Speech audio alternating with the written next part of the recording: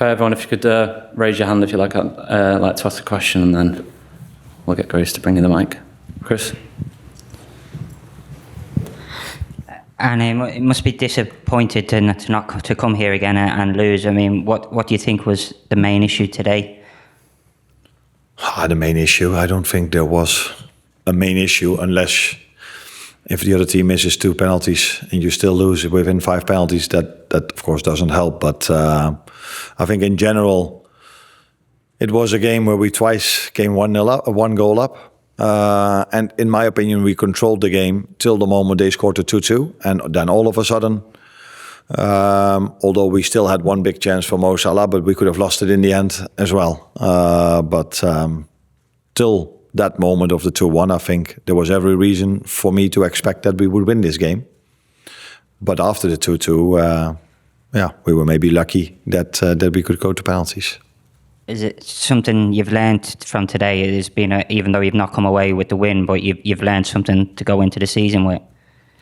Yeah, but that's not something new. I think in the whole preseason we saw how that we are able to create more and we're more comfortable on the ball. We create more opportunities, chances. We dominate maybe even more.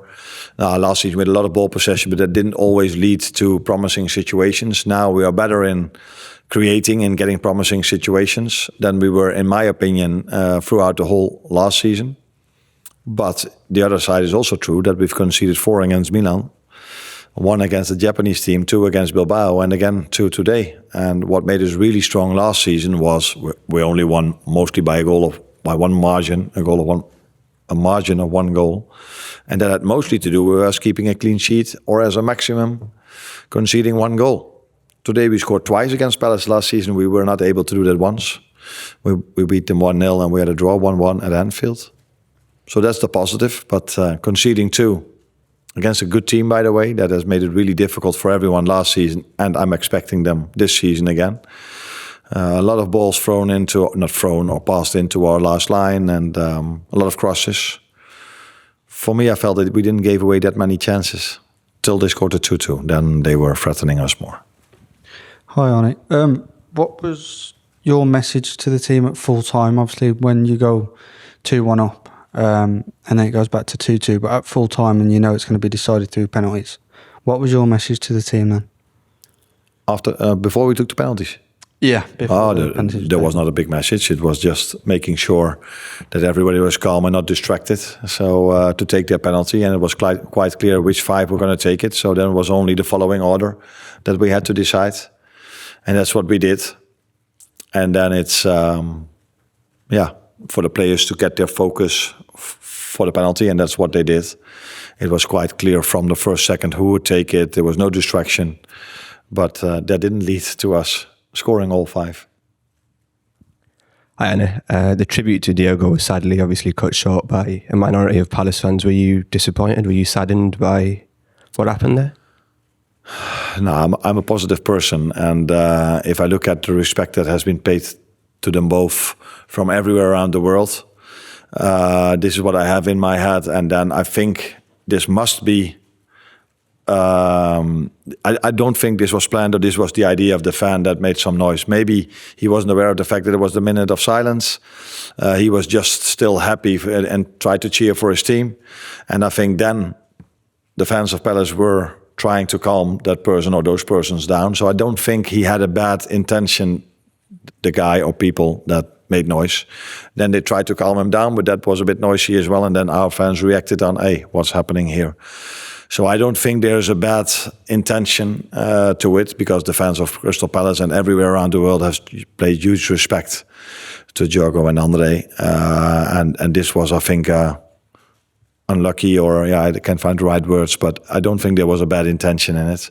And we will see Friday when Bournemouth come to our stadium how respectful that's going to happen, because then it's also 1.5 months ago, I think, 5 weeks ago.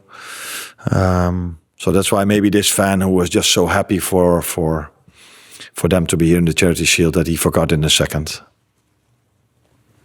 Arne, you obviously are creating more chances, like you say, but you've conceded more goals. So how do you get that balance? Because there was 4 debutantes playing today. There have been new signings made. So how do you strike that balance between attack and defence? We've indeed replaced 4 players, and that sometimes you need some time either to adapt offensively, either to adapt defensively. But against Bilbao, we didn't concede one chance at all, maybe one, I don't know, but we've conceded 2 set pieces, which are also a big part of football, but that's not from open play. I don't feel we conceded that much today, but again, conceded 2 goals because the first big chance they got that resulted in the penalty. Maybe I forget a few chances, but it felt to me that in the 78th minute, that was their second big chance of the game. But in general, there were not many chances because they went to a low block. We had a lot of ball possession. And but after the 2-2 they had. So it needs maybe a little bit of adjustment defensively at the moment because we don't concede a lot of chances, but we do concede goals at the moment. Last question, please, Richard.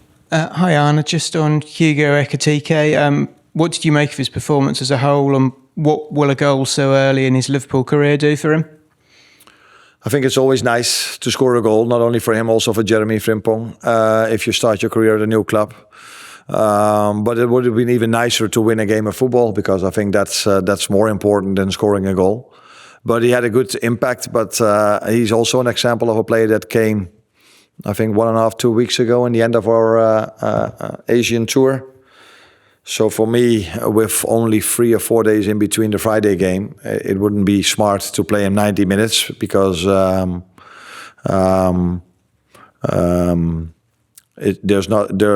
course we have Federico, but he's not been with us with the Asian tour as well. So there's not a lot to replace him with. So if he gets an injury at this moment of time, that would be a big risk for the Bournemouth, Newcastle, and Arsenal game. So that's why I took him off. But he had a good game today, that's for sure. Thank you, guys.